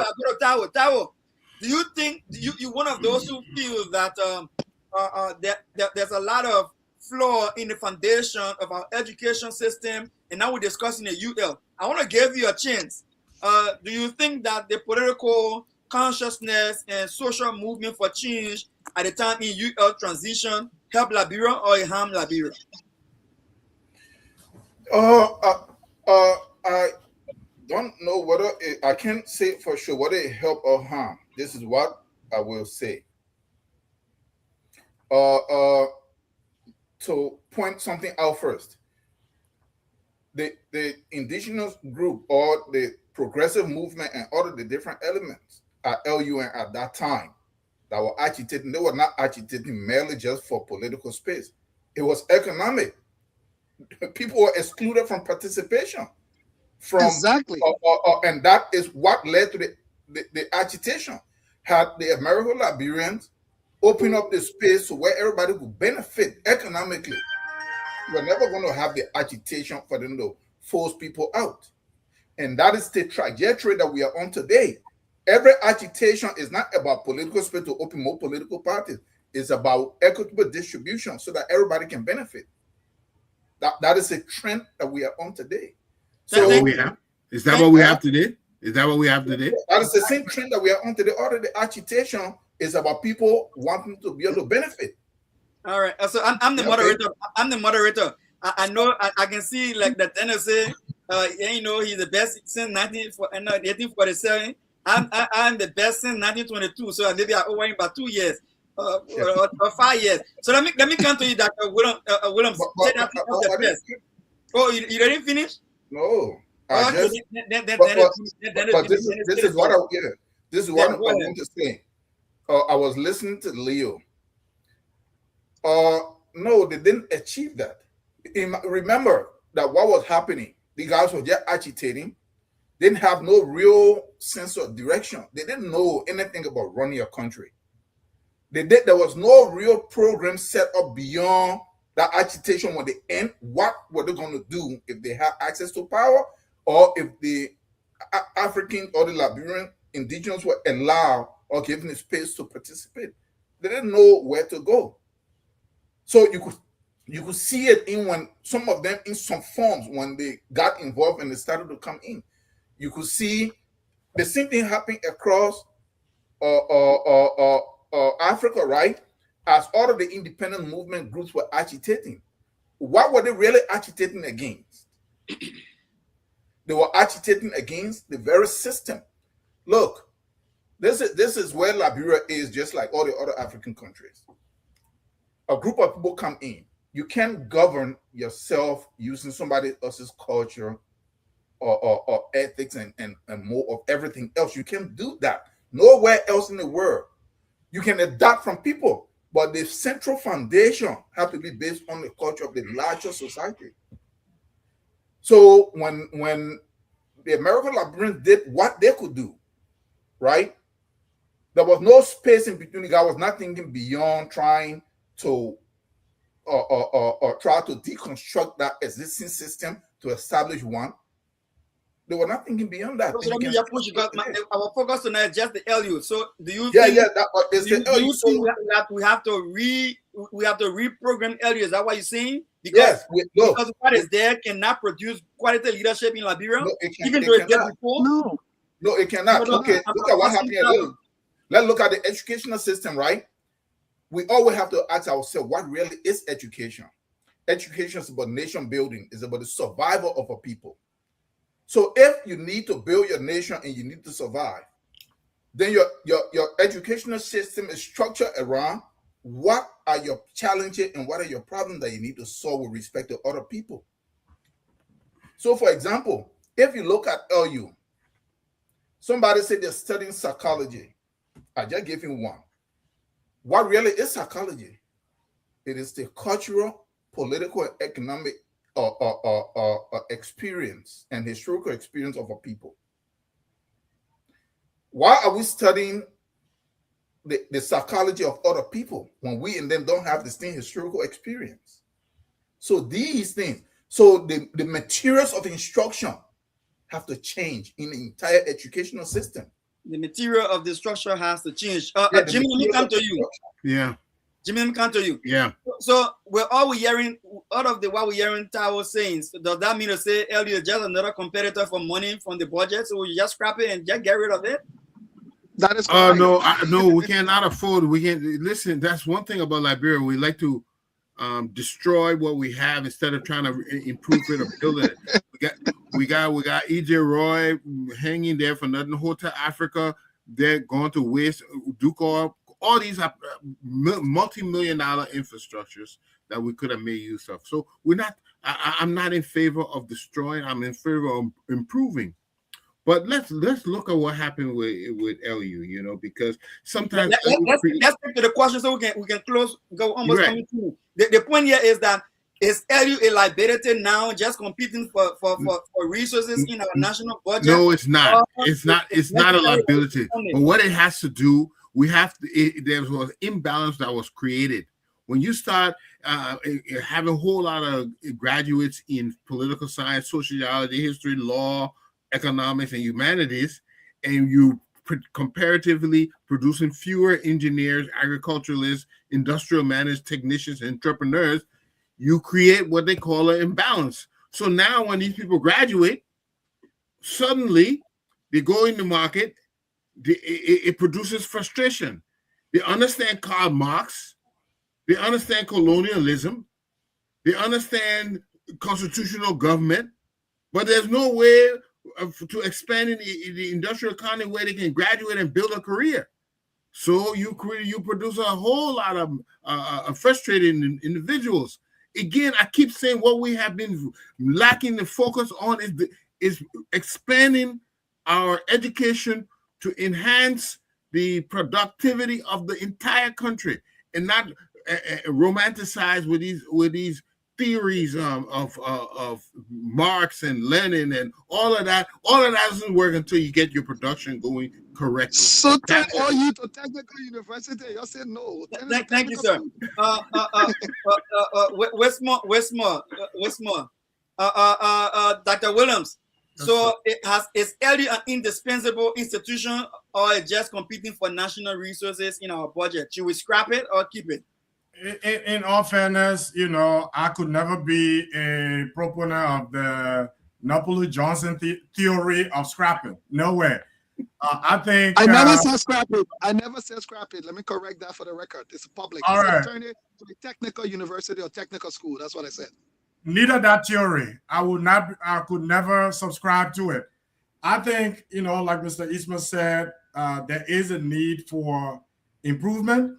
More critically, there has to be an alignment between our curriculum, and that includes the entire educational sector, and national development. Thank you. We have to align national needs to the educational philosophy. Until that is done, you will have people graduating from the university who are job seekers, not job creators. You will have high school students whose sole focus is to go to the University of Liberia because there's a prestige by being at the University of Liberia. There's not an emphasis on innovation, creativity, and an alignment between that and national development. Thank you, Dr. Williams. I think you answered the question already. You can put all the meat on it when you. You gotta let me. Yeah. Go, Leo. Go on take a shot at this one. Is it a national burden? It's just competing for. budget or we just keep it or It is, scrap it? What it is would you just do? it is not only a national burden, it's the national time-taking bomb for disaster in Liberia. That's what it is. And I will say this to you. It's amazing how everybody since I was 9 years old have been saying we only need to improve it, but till now, nobody has come up with a roadmap for what that means.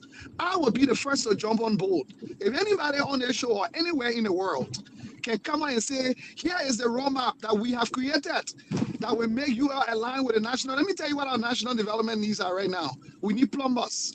To find plumber in Liberia to fix your pipe, my brother, that World War III.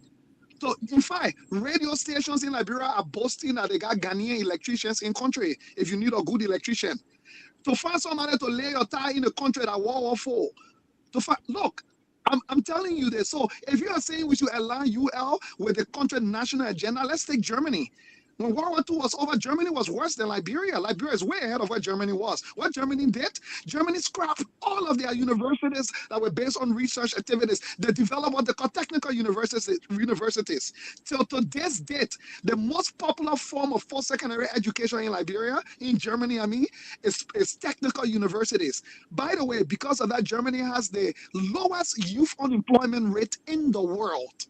So people want to have this prestigious, flamboyant, glamorous thing that we got UL. UL is not even functioning as a glorified high school. It's unable to. Doesn't have the resources, and it will not, even if you have a planning place, it will take 20 years too. So why are we training people? Dr. Williams, if Dr. Williams were not in America, he would not have been as successful with his UL degree. All right. Okay, Leo. Let me wrap up. Let me wrap up. 30 seconds. 30 seconds. Run out of time. Why are we training people in Liberia to succeed in other countries, but they can succeed in Liberia with their degrees? Why are we training our population for different countries' economies? So my proposal remains. They say you got to accept where you are before you build to what your hand can reach. In a Toyota, you can buy, my brother, buy a Toyota, drive it proudly, do Uber till you raise enough money to buy BMW. We need a technical university, not UL. When we raise the capital, the resources, and the expertise that we need to run a proper research-based university, then we can take LU back to where it needs to be as a university. For now, we can at least manage it as a technical university so that it immediately responds to the most pressing economic needs of the country. In 30 seconds, Leo. In 30 seconds, give me 5 curriculum areas in that model you're talking about. Yes, nursing, engineering, carpentry, plumbing. That's 4, right? The agriculture. That's 5. Thank you. That's all. Dr. Pearson. I got all of that in Liberia right now. All right, Exactly.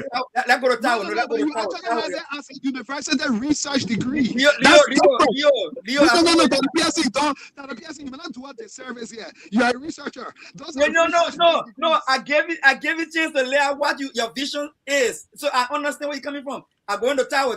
Come in. Yeah. So look at what happened. Remember when I started? I said education is about nation building and about survival for people. And you build your education model based on what you need for you to compete. We are all saying the same thing. So we should stop trying to say the other person is wrong, right? Jimmy Eastman been shouting this for a while. We need technical vocational areas. Dr. George said pretty much the same thing, saying it in a different way. Leo is very direct with it. I actually agree with the way Leo is presenting it. UL is pretty much a burden in its present structure. Let's forget about all this stuff. If somebody wants to learn all the other stuff, we have all the other universities already teaching it. The reason we're not going to stop. Because of time, let me be direct with this question.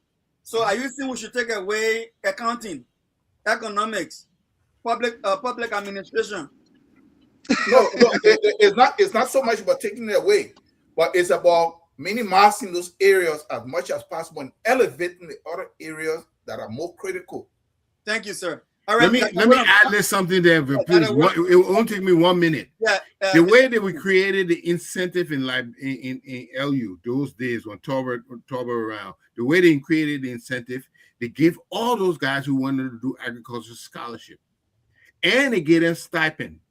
So as a result, a lot of people went in that area. Internship. An internship. An internship. So that is, you have to incentivize the area that will cause people, because right now people gravitate toward those other areas. I don't want to say the easier.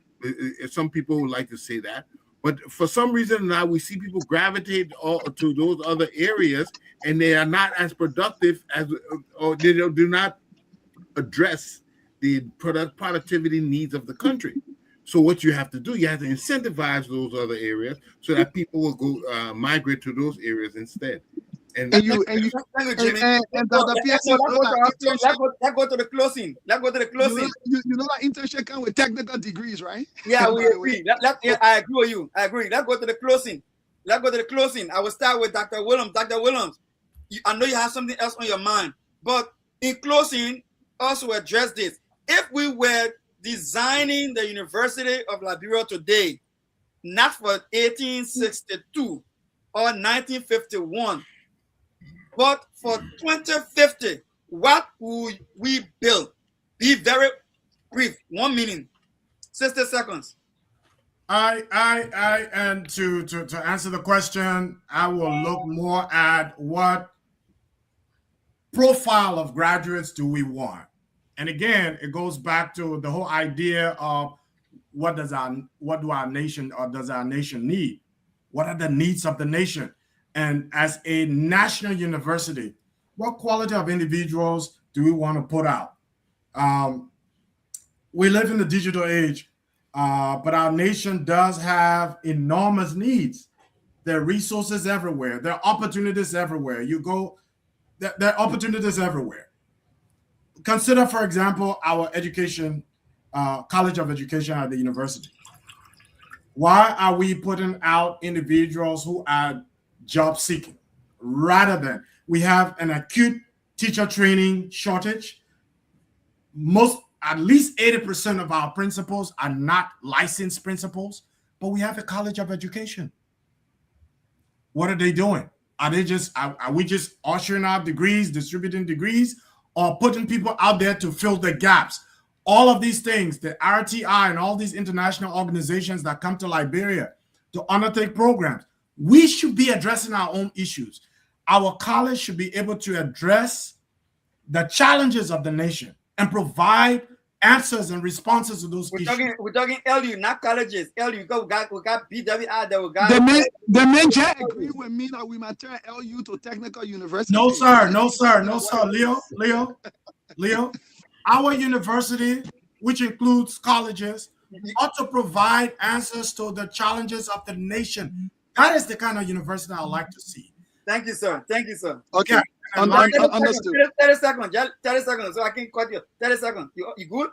Yeah, and but again, it goes back to aligning the national need to our curriculum. All right. And Mr. Toward, 60 seconds. You got 1 minute to. If you want to see your university, what do you want to see done with LU now? Yeah. Dr. Washington Williams, just answer the question. He agreed with Leo and agreed with everything that we're saying. What is the national need? Our national need is technical areas. No, that's not all. Right now, our national need is technical area. We got issues from now to 2050. But what about leadership, Mr. Tao? Are you okay with the quality of leadership we have nationally? Are you okay with that? But they don't have the be politicians. Gentlemen, close. Y'all get our chance to close, please. We have many needs. We have you got to close. Please close. What are some of the most successful countries right now in the world? China. When China came out of the war in 1949, you know what they did? They saw that the educational system could not meet the challenges of where they wanted to go. President Mao closed all the schools for almost 7-8 years. He created a whole new generation of people. I said it. Listen now. So when they came back, you know that Z is a chemical engineer. This is a struggle that the U.S. is having. All of the Chinese people from Deng Xiaoping, all the way to Jiang Zemin, to all these guys, all the way to Z, they're all technocrats. Thank you, sir. So you don't have to be a politician. So listen. When I came here, I came for them to do political science and economics. Why? Because that is what we knew in Liberia. So I took, and I was very good in the sciences. You closing, Tao. You closing. I know I'm closing now, but I'm just saying. I'm trying to put it to the US now. So yeah, 1 minute finish. Don't put it away to US. US, where we're talking about LU. Okay, yeah, but no, I'm just saying something that you have to address the need. We're gonna come to what Jimmy said. You have to incentivize it, right? Yeah, 1 minute finish, brother. Okay, Leo, you got 1 minute. Give it a shot. 1 minute. I will hurry up. Yeah. The first thing in Liberia, we do not even have the quality of faculty to give any research-based university in the Republic of Liberia, period. But let me say UL. What we need to do, there is something the West has introduced because of the shortages of professors as well, called industry-based professors. There are people, old men and women in Liberia from the old school, who are great electricians, for example. They don't have a PhD, but their exploits and level of experience in the field can be equated to an industry-based professor. We need to turn UL into an economic productivity machine. Our key needs, agriculture, right? Engineering, construction, those practical areas. Technical university, 2 years of technical applied education. If we have a nation that is economically productive, we'll not be worried about politicians. We'll not be worried about studying economics and all of that stuff. Let me give it to you directly. Go do economics degree to ULC, probably you'll get a job. You're saying really market. But if you're a good plumber in Monrovia right now, I can tell you, you will never go out of job. Everybody looking for good plumbers, good electricians, good construction engineers, good nurses. There's never a shortage of job, but there's a shortage of people who know how to do that. So nobody is saying those other needs are not important. They are important, but we are saying on the hierarchy of priority, we have to address the most immediate needs while we think about building. Let the private schools teach economics. The private university teach public administration. We got a point. Leo got a point. We got a point. Mr. Eastman. Yeah. Bring it home. Okay, I'm going to bring it home. I think we touch a lot of things that how LU can go and what direction they can go. But I want to reiterate something John Moluma, we both have the same alma mater, what he said. He said a lot of people right now are looking and say, what will government give? When will government give me a job? He said the more powerful question is, what problem can I organize for people to solve? Well, we have to become entrepreneurs because somebody needs to hire these people. So equally as important that we do, skills are necessary, but we need people like Leo who can employ people, who can organize to employ people. To hire people, to build systems, to build, where you can provide jobs for people. That is an important question, just as important as hiring skills. So I think another thing LU could do is gear people's minds toward becoming entrepreneurs on their own, starting with little or nothing. Mold their minds so they think of organization and how they can organize instead of thinking, who can I go work for? I think that's a new orientation we need to introduce in LU. I'll leave that right there. Dr. Williams, I gave you 30 seconds for my 1 minute, and I gave my other 30 seconds to Tao. So, Dr. Williams, use my 30 seconds. Mr. Tao, use my 30 seconds, then I'll hit the button that says we are all one Liberians and we'll be out of here. You know that at the PSC, you're not taking an argument with who you're sharing your time to, but no, go ahead. I'm just kidding. In short, Mr. Eastman, social entrepreneurs are the quality or the standard of graduates who would like to see come out of the UL. Okay, Brother Tao. And transform the country. Brother Tao. Yes. 30 seconds. Look, we need technicians on every level. Leo already laid out clearly. Jimmy put it very well. In the US now that they're deindustrialized, they're trying to go back to that now. They just issued like almost $500 million to try to train people in that area because that is the need now of the US because they want to reindustrialize. Like that is where Liberia is. Thank you, sir. So there you have it. Tonight I have wonderful people. Jimmy Eastman, the Balance A political analyst. We had Dr. George William, an educator, a strong advocate for sound leadership in Liberia. Dr. Williams, and we have Leo, the entrepreneur, one of the big guys. Somebody say he employing people in Liberia. And we have our own brother, the guy who advocating for us leading ourselves in a way that is convenient for our culture and our tradition. That was the talking point for the day, University of Liberia, and you were listening to Focus on Liberia. We'll leave you with a song that says we are all Liberians. Have a wonderful rest of your night. Gentlemen, until we see you again, have a good night. We are Liberians. Liberia.